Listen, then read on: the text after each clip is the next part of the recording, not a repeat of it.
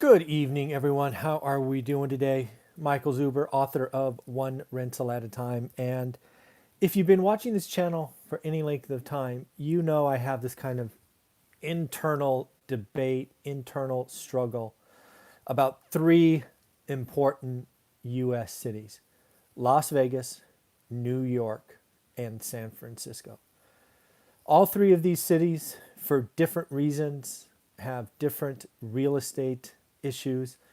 I have long since been debating which one will recover first and which one will recover last. My current thinking is New York recovers first. In fact, there's evidence to prove it is already happening. I believe Las Vegas will recover second. Its downturn will be shallower than both New York and San Francisco, but perhaps be delayed, given a lot of the pain has been delayed and not yet felt. That leaves San Francisco. And based on an article, a series of articles I've read today, I am pretty convinced that yes, San Francisco will feel the most pain. San Francisco will feel the pain the longest.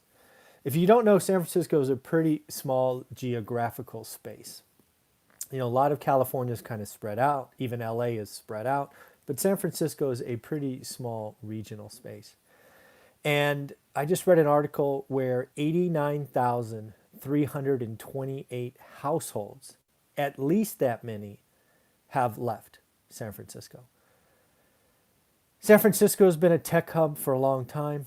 A lot of Silicon Valley elite have chosen to live there.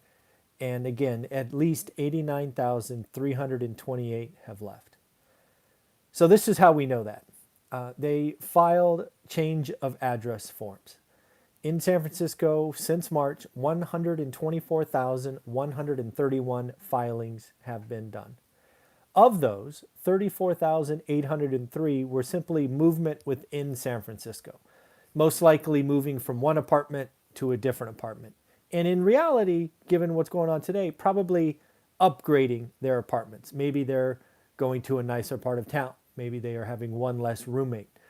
Again, rents in San Francisco, as you'll hear in a minute, are down about 30%. So looks like about 34,800 folks are taking advantage of a downturn in rent. That leaves the number of 89,328 who have left. And these are the high income earners. These are the ones that they're threatening taxes. These are the ones that are paying 62 or 63.3% total tax, federal, state, city. Do you know what the destination, number one destination for this change of address is? And it wasn't close. Las Vegas, Nevada. San Francisco, about 15 to 18% of the folks are moving from San Francisco to Las Vegas. This is why I think Las Vegas, to the earlier point, is going to recover. The downturn will be shallower because Las Vegas is importing wealth, importing employees. Because again, these people are leaving San Francisco for the most part with jobs. It's their employers that are saying you can work from anywhere. They are saying, great, I will work in a state free of state taxes. Much like the Silicon Valley executives I've talked about before, a lot of them are going to Austin, Texas. City number 3 and city number 2 were both in Florida. Same deal, no state income tax. Palm Beach was number 2, and Seminole, Florida was number 3. I'm not sure where Seminole, it must be a county. But again, the well-paid, the well-to-do, the financially flexible have said, see you later, San Francisco. You're too expensive. Crime is on the rise. Tent cities are everywhere. I don't like walking around. Human waste.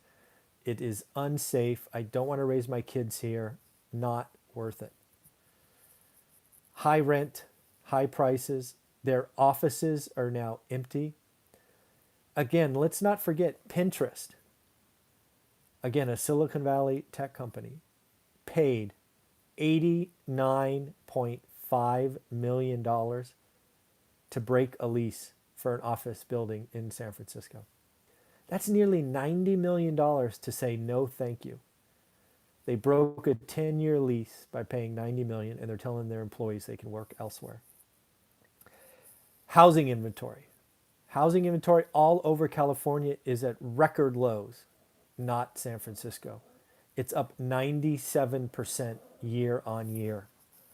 So again, I tell you, people are leaving San Francisco, they're putting the for sale sign in the ground, and wow, not good. Prices are going to be falling. Rent for studios and one bedrooms down 30%, two bedrooms down 25%. This does not happen when there aren't vacancies. Again, San Francisco is in trouble. Twitter, Slack, telling their employees they can work from anywhere as long as they'd like. Facebook saying they can work from anywhere with management approval. Folks, I don't think this exodus from San Francisco is over. Once their friends start to leave, others will leave as well. This is just what happens, and it happens all the time. Stripe is actually giving their employees a $20,000 bonus to leave San Francisco. That's a hell of a moving expense, if you ask me. And of course, again, offices are dark. So in the end, I ask you, which city recovers first? Which city recovers second and third? New York, Las Vegas, San Francisco. Again, I think New York is already on the mend. There is already sign of people coming back to New York City. There is already sort of a feel of people taking advantage of 1-2 months off of rent. Las Vegas, it hasn't felt a great deal of pain. You've heard me interview with Brian Lebo once a month. He's talking about a record home price for the 5th month in a row.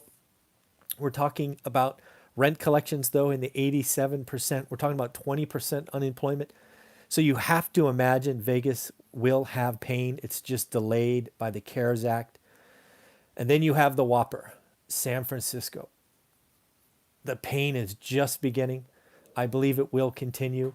Lockdowns have just been imposed. Small businesses, Yelp, something like 40% of San Francisco small businesses are already closed permanently.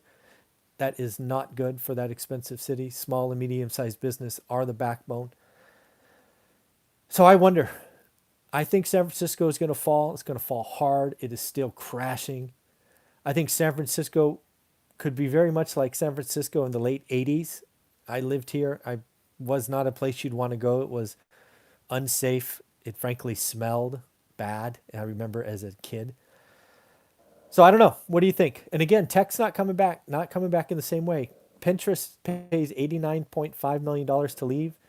Other tech companies are already subleasing New York space, or I'm sorry, San Francisco office space. So I'm curious. So let me know what you think. Who's first and who's last? Las Vegas, New York, San Francisco. I know what I think, and I think San Francisco is in deep doo-doo. Take care, everyone. Good night.